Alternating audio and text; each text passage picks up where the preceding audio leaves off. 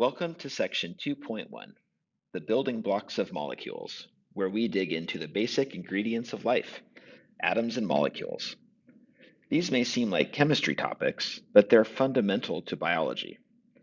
Everything from the structure of DNA to the way your muscles move starts at this level. Let's explore how atoms build up the molecules that make life possible. By the end of this section, you'll be able to describe matter and elements, explain atomic structure, and understand how electrons behave during bonding. You'll also learn how different types of chemical bonds, like ionic and covalent, shape biological molecules.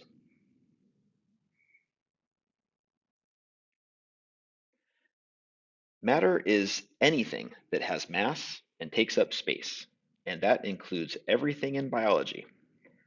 Matter is made up of elements, pure substances that can't be broken down further. Each element is defined by the number of protons in its atoms. While there are over 100 elements, only about 25 are essential to life, like carbon, hydrogen, nitrogen, and oxygen.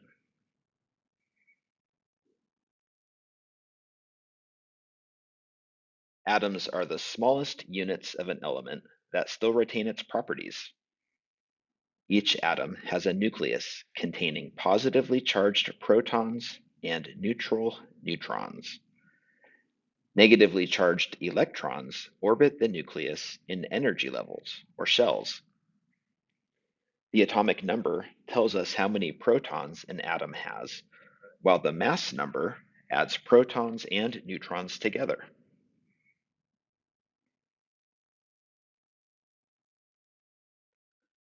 Isotopes are versions of an element that have the same number of protons but different numbers of neutrons.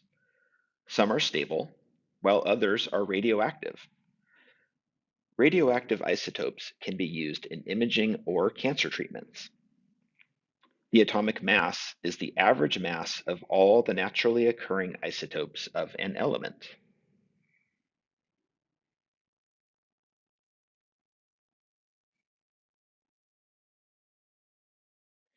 Electrons are arranged in shells. The first shell can hold 2 electrons. The second can hold 8. The octet rule says that atoms are most stable when their outer shell is full, usually 8 electrons.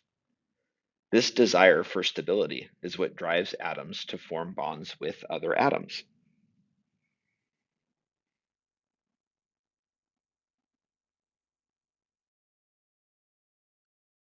Ionic bonds happen when one atom donates an electron to another. This creates ions, charged atoms, that attract each other. A good example is table salt, or sodium chloride. These types of bonds are common in bodily functions like nerve signaling and fluid balance.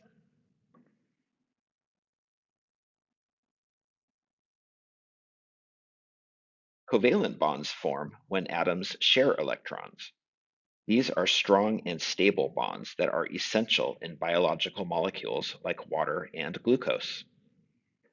The number of shared electrons determines whether the bond is single, double, or triple.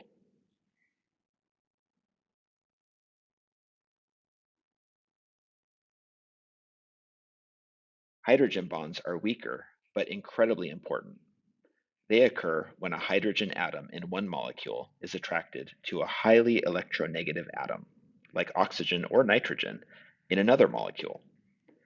In biology, hydrogen bonds are responsible for the structure of DNA and the unique properties of water.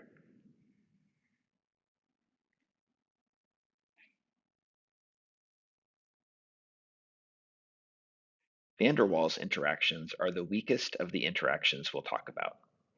They arise from temporary shifts in electron clouds and only work when molecules are very close together. Even though they're weak, many van der Waals interactions together can help stabilize large molecules like proteins.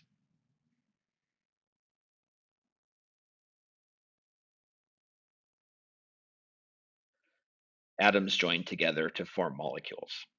Molecules make up the structures inside cells, and cells build into tissues and organs. This is how chemistry gives rise to biology. Molecular interactions scale up to create living systems.